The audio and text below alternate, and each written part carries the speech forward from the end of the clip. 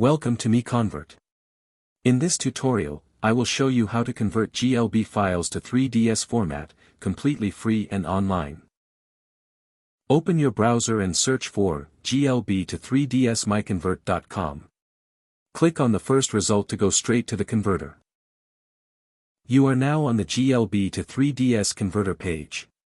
The interface is clean and easy to use. Let's upload a file. Click the Choose File button. A file picker will open.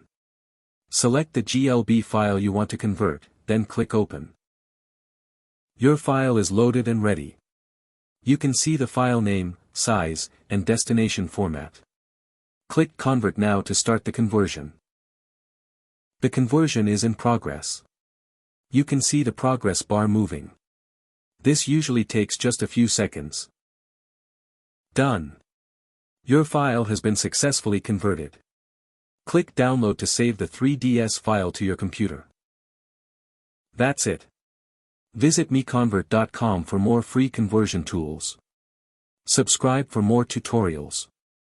Thanks for watching.